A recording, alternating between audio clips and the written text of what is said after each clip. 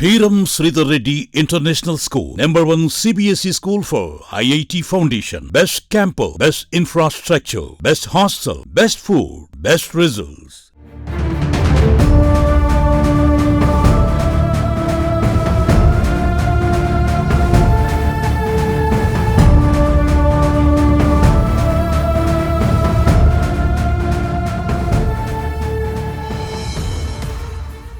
భార్యాభర్తల బంధం ఎట్టుపోతుందో కూడా చాలామంది చర్చించుకుంటున్న పరిస్థితి.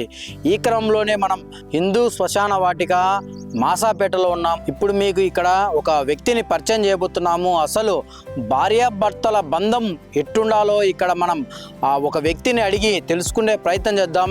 ఏంటి మనం ఇక్కడ బ్యాక్గ్రౌండ్లో మొత్తము సమాధులు ఉన్నాయని చెప్పి మీరు అనుకుంటున్నారా? Yes right.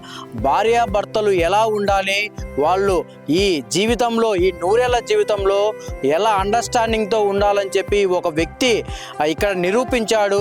ఆయన అడిగి మనం మరింత సమాచారం తెలుసుకునే ప్రయత్నం చేయబోతుంది సుమన్ టీవీ.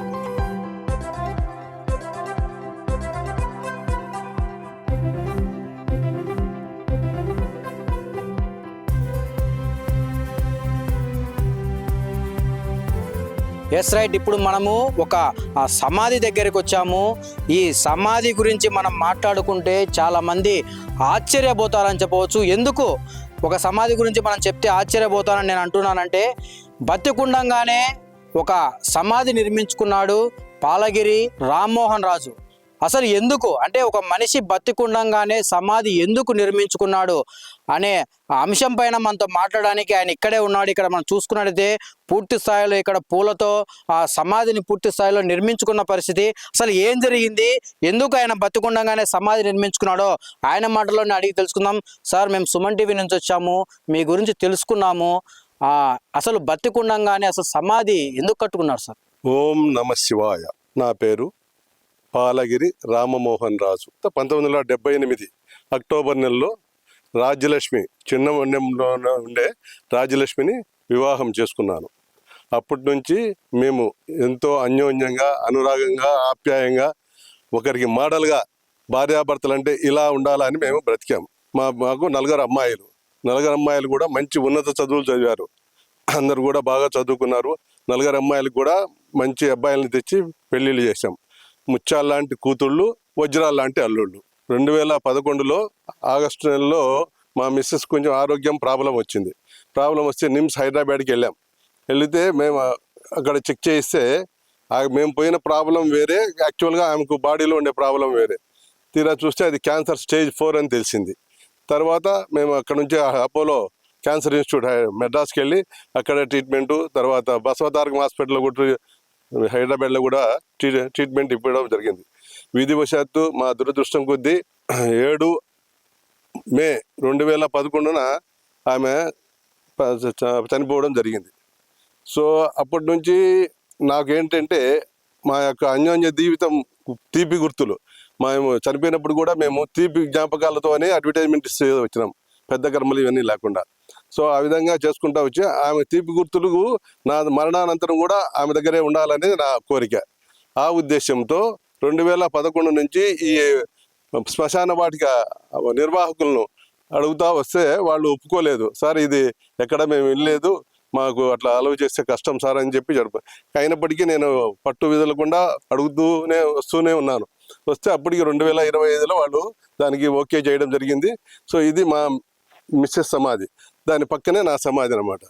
కట్టించుకోవాలనుకునేసేసి వాళ్ళని ఒప్పించేసేసి 8 అడుగుల పొడవు, 3.5 అడుగు వెడల్పు, 4 అడుగుల లోతు ఒక సిమెంటు ఇటుకలతో ట్యాంక్ నిర్మించేసి, బయట నుంచి మంచి ఎర్రమట్టిని తెప్పించి ఫుల్ చేసేసి, కాశీ నుంచి తర్వాత శ్రీశైలం నుంచి విభూది కుంకుమ తెప్పించి నేనే ఆ సమాధిలో దిగి మట్టి పోసి పూజ చేసుకునేసి మట్టి కవర్ చేయడం జరిగింది.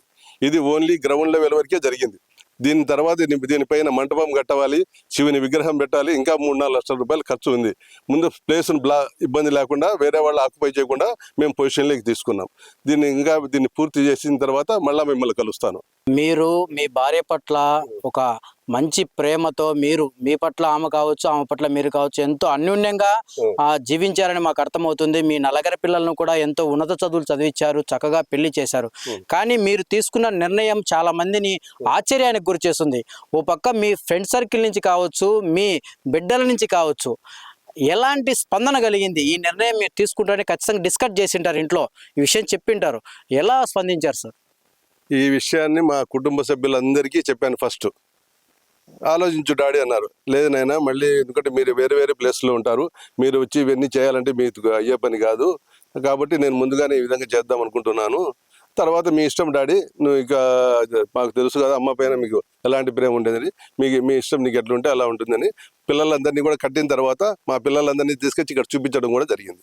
సార్ ఒకటి అంటే మీరు ఏం చేసేవాళ్ళు, మేడం ఏం చేసేవాళ్ళు, అసలు మీ ఇద్దరి మధ్య ఫస్ట్ పరిచయం ఎలా ఏర్పడింది సార్? మాది పరిచయం పెళ్లి కాదు, పెద్దలు కుదిర్చిన అక్షరాల అరేంజ్డ్ మ్యారేజ్. మాకు దూరపు బంధువుల అమ్మాయి.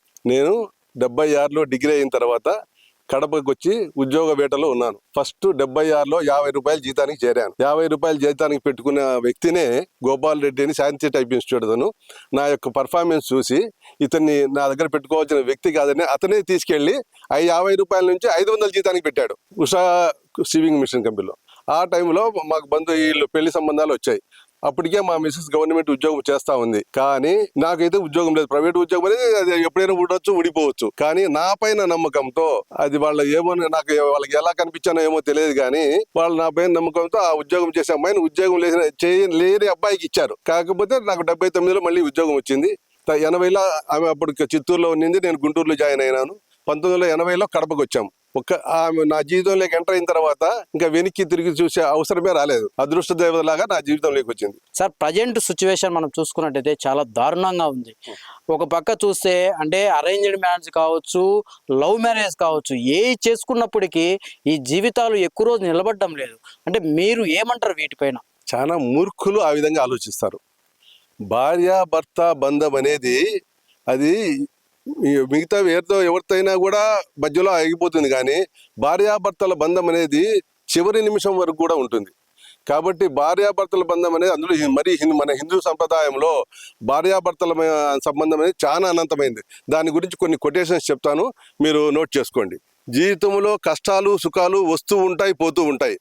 మనతో 7 అడుగులు వేసిన భార్య మాత్రం జీవితాంతరం తోడు ఉంటుంది. అదే భార్య అంటే.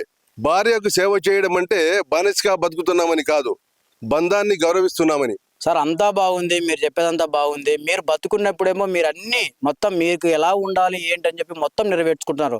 రేపు మీరు చనిపోయిన తర్వాత ఎలా ఉంటుందో మీకు తెలియదు. దాన్ని ముందుగానే ఏమన్నా మీరు ప్లాన్ చేసుకున్నారా? అక్షరాల ఒక పండగలాగా చేస్తాను. నా మరణాన్ని మా అబ్బగారు అంటే మా ఫాదరు ఆయనకు మరణం ఒక రోజు ముందుగానే తెలిసింది. నా స్వయాన్ని ఏం కోరుకుంటున్నానంటే, ఒక 2 రోజులు ముందుగా ఇన్ఫార్మ్ చేయి. 2 రోజులు ముందుగా నాకు తెలిపితే ఒక పెద్ద ప్రోగ్రాం పెట్టేసేసి అక్కడ సత్సంగ కార్యక్రమాలు పెట్టి, భజనలు పెట్టేసేసి, అన్నదానాలు పెట్టి అందరూ జరుగుతుండగానే కైలాసానికి వెళ్ళిపోవాలనేది నా కోరిక. సార్ ఇది మొత్తానికైతే ఇది వార్త ప్లే అయిన తర్వాత మిమ్మల్ని ప్రజలు ఏ విధంగా అనుకుంటారు అంటే, మిమ్మల్ని చూసి ఆదర్శంగా చాలా మంది తీసుకుంటారా, లేదు ఈయనకి ఏమైంది అని కూడా చాలా మంది డిస్కస్ చేసుకుంటారేమో అని మాకు అనిపిస్తుంది. సార్ మీరేమంటారు? మరణం అనేది పుట్టిన ప్రతి వ్యక్తి మరణించక తప్పదు. నువ్వు ఏం అడిగినా అడగకపోయినా, నువ్వు ఎక్కడ దాక్కున్నా కూడా అది ఆ టయానికి వచ్చేస్తుంది. మరి నువ్వు ఆపలేని దాని గురించి మరి భయపడాల్సిన అవసరం లేదు. దాన్ని కూడా ఎంజాయ్ చేద్దాం, మరణాన్ని కూడా ఎంజాయ్ చేద్దాం. Celebration of death. సార్ ఒకటి మీరేమో భార్యాభర్తల బంధం గురించి చాలా వరకు చెప్పారు. భార్యాభర్తల బంధం అంటే వీళ్ళు ఒక అండర్స్టాండింగ్, మీరు అన్నారు చివరి వరకు వివాహ జీవితంలో లాస్ట్ వరకు వీళ్ళే మిగిలిపోయేది. మధ్యలో వచ్చే పిల్లలు కావచ్చు, వీళ్ళందరూ వాళ్ళ జీవితాలు చూసుకుంటారు, కానీ లాస్ట్ వరకు భార్యాభర్తలే శాశ్వతంగా మిగులుతారు. అలాంటి ఇంత పవిత్రమైన బంధము ఈ మధ్యకాలం మనం చూసుకున్నట్టయితే చిన్న చిన్న రీజన్స్, పక్క వ్యక్తి ఏదో వ్యామోహంలో పడి ఓ పక్క భార్య భర్తను సుఫారీ ఇచ్చి చంపిన సందర్భాలు మనం కడప జిల్లాలో చూసాం. భార్యను నరికి చంపి కుక్కర్లలో కావచ్చు, ఇట్లా ఫ్రిడ్జుల్లో పెట్టి కావచ్చు, చాలా దారుణాతి దారుణ వార్తలు మనం వినాల్సి వస్తుంది. ఏంటి సార్, ఎందుకు జరుగుతున్నాయి ఇంత? భార్యాభర్తల మాధుర్యం తెలియని వాడే ఆ పని చేసేది. భార్యాభర్తలు అన్యోన్యంగా ఉంటే స్వర్గం ఎక్కడో ఉండదు, మన ఇంట్లోనే ఉంటుంది, మన పక్కనే ఉంటుంది. అది తెలియక ఏదేదో వ్యామోహంలో పడి ఏదేదో చెడు అలవాట్లకి ఇదే అయిపోయి అపార్థాలు చేసుకొని చేసేసి ఆ జీవితాలను నాశనం చేసుకుంటున్నారు తప్ప అన్యోన్యంగా ఉండి చూస్తే దాంట్లో భార్యాభర్తల బంధంలో ఉండే అంత అనురాగం, ఆప్యాయత, ఆనందం ఎక్కడ ఉండదు. అది నేను ప్రాక్టికల్గా ఎక్స్పీరియన్స్ చేసినా కాబట్టి ఈరోజు ఇంత ఎగ్జైటింగ్గా చెప్పగలుగుతున్నా. మరణం విషయంలో నాది ఒక policy, after 60 no objection, after 70 why welcome the death, after 80 why delay. So కాబట్టి ఇప్పుడు మరణం అనే దానికి ఎప్పుడు భయపడను. నేను 2016 ఆగస్టు 31 రిటైర్ అయిన రోజే ఒక స్పీచ్లో నా కన్క్లూజన్లో ఒక ఇన్విటేషన్ ఇచ్చా మా వాళ్లకు. ఏమని ఇచ్చానంటే, అయ్యా బాబు, ఈరోజు మీ దగ్గర నుంచి రిటైర్ అవుతున్నాను. ఈ శ్వాస ఏదో ఒక రోజు ఆగిపోక తప్పదు. ఆగిపోయిన రోజు మీకు తెలిపే పరిస్థితిలో ఉండదు నేను. కాబట్టి ఈ రోజే మిమ్మల్ని ఇన్వైట్ చేస్తున్నాను. ఏ రోజైతే నా శ్వాస ఆగిందని మీకు తెలుస్తుందో తప్పకుండా వచ్చి నన్ను చూసి వెళ్ళండి అని ఆగస్టు 31, 2016 నాడే చెప్పిన. ఈ 10 సంవత్సరాల ముందే. ఇది ఇప్పుడు చెప్తా, తర్వాత కూడా చెప్తా. సార్, ఒకటి మేము ఇన్ని బాగా ఆశ్చర్యమైన విషయం ఏంటంటే, అంటే మీరు మీ భార్య పట్ల కావచ్చు, పిల్లల పట్ల కావచ్చు చాలా ప్రేమగా ఉండాలి. కానీ పిల్లలు మీ పట్ల కావచ్చు, మీ భార్య పట్ల కావచ్చు, చాలా వాళ్ళ అమ్మ పట్ల కావచ్చు చాలా ప్రేమగా ఉండాలి. అంటే ఆమె చనిపోయినప్పుడు మన హిందూ సాంప్రదాయం ప్రకారము ఆడవాళ్ళం బయటికి కూడా రానిరు. కానీ మీ కూతుర్లే, నలుగురు కూతుర్లు ఆమె బాడీని మోసుకుంటూ శ్మశానం వరకు తీసుకొచ్చారని చెప్పి కూడా మేము విన్నాం. ఏంటి సార్ ఇది? ఇది అక్షరాల నిజం. ఆడపిల్లలు మోయకూడదు అనేది చాలా తప్పు. ఎక్కడలు కూడా ఏ శాస్త్రంలో కూడా లేదు. జనక మహారాజుకు సీతాదేవి పిండ ప్రదానం చేసింది కాబట్టి ఆ మహాతల్లే చేసినప్పుడు లేనిది మనం ఎంత వారం. మా నలుగురు పిల్లలే మా మిస్సెస్ చనిపోయినప్పుడు నలుగురు 4 పక్కల మోసి శ్మశానానికి తీసుకొచ్చారు. అది చూసిన తర్వాత అప్పుడు పేపర్ చనిపోయినప్పుడు 2011లో అన్ని పేపర్ మీడియాలు కూడా కవర్ చేయడం జరిగింది. తర్వాత నెక్స్ట్ సండేనే మదర్స్ డే రావడం వల్ల మాతృదేవో భవ అని ఆర్టికల్ వేయడం కూడా జరిగింది. ఆ విషయంలో అంటే మీరు చనిపోయినా కానీ మీ బిడ్డలే, నలుగురు ఆడబిడ్డలే మోయాలనుకున్నారు. దాంట్లో ఏమాత్రం సందేహం లేదు. చూశారు కదండి, పాలగిరి రామ్మోహన్ రాజు గారు ఎంత చక్కగా భార్యాభర్తల బంధం గురించి చెప్పారు. ఇప్పుడు మనం చూసుకున్నట్టయితే ఆయన భార్య సమాధిది ఎంతో అన్యూన్యంగా మా జీవితం సాగింది. మాకు ఆ చక్కని నలుగురు ఆడపిల్లలు. అంటే మనం చూసుకున్నట్టయితే ఆడపిల్లలు అంటే చాలా కుటుంబాల్లో చాలా వరకు బాధపడతారు. కానీ నలుగురు ఆడపిల్లలు అయినప్పటికీ వాళ్ళని ఎంతో చక్కగా చదివించి వాళ్ళకు ఉన్నతమైన ఆ పోస్టులో ఉండేట్టుగా వాళ్ళని చదివించడంతో కావచ్చు, వాళ్ళకు చక్కమైన వివాహ జీవితాల్లో వాళ్ళని నింపడం కావచ్చు, అన్నీ చేశాడు. కానీ ఆయనతో 100 ఏళ్ళు బతకాల్సిన భార్య ఆ క్యాన్సర్ కారణంతో చనిపోవడం ఆయన ఎంతో బాధకు గురి చేసింది. అయినప్పటికీ ఆయన తన భార్య పక్కనే, ఇక్కడే మనం చూసుకున్నట్టయితే ఇక్కడే ఆయన తన సమాధి కూడా ఉండాలని చెప్పి ఎంతో పోరాటం చేశాడు. అంటే ఇది ఏదో నా భార్య పక్కనే ఉండాలంటే ఎవరు అంగీకరించలేదు. కానీ నేను ఖచ్చితంగా నా భార్య పక్కనే నేను ఆ సమాధి కావాలి చనిపోయిన తర్వాత అని చెప్పి ఆయన ఎంతో పోరాటం చేసిన తర్వాత లాస్ట్కు వాళ్ళు ఈయన పడే తపనను చూసి వాళ్ళు కూడా కనికరించారని చెప్పవచ్చు. పూర్తి స్థాయిలో ఆయనకి ఇక్కడ ఏర్పాటు చేశారు. మనం వినడానికి ఇది విచిత్రంగా ఉన్నా ఇది భార్యాభర్తల బంధం గురించి తెలిసిన వాళ్ళు ఎవరైనా కానీ అర్థం చేసుకుంటారు.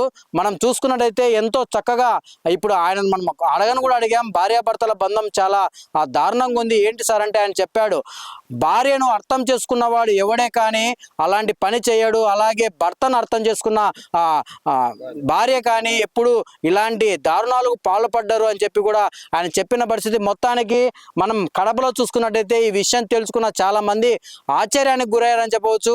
మొత్తానికి మన సుమన్ టీవీ కూడా ఈ విషయం తెలుసుకొని, ఎందుకంటే ఇప్పుడు జరిగే సమాజంలో ఇలాంటివి జరగకూడదని చెప్తే ఇలాంటివి మనం బయటికి ప్రజలకు తెలిపినప్పుడే భార్యాభర్తల బంధం తెలుస్తుందని చెప్పి సుమన్ టీవీ ఈ వార్తను మనం ప్రతి ఒక్కరికి తెలియజేయాలనే ముఖ్య ఉద్దేశంతోనే మనము ఇక్కడికి వచ్చి ఈ పూర్తి స్థాయిలో అసలు ఆయన బతుకుండగానే సమాధి ఎందుకు నిర్మించుకున్నాడని చెప్పి పూర్తి స్థాయిలో అందరికి తెలియాలి, ఈ బంధం ఒక గొప్పతనం ఏంటో ప్రతి ఒక్కరికి తెలియజేయాలనే ముఖ్య ఉద్దేశంతోనే సుమన్ టీవీ గ్రౌండ్ లెవెల్కి వచ్చి ఈ వార్తను ప్రతి మందికి తెలియజేయాలని చెప్పి గ్రౌండ్ రిపోర్ట్ చేయడం జరిగింది.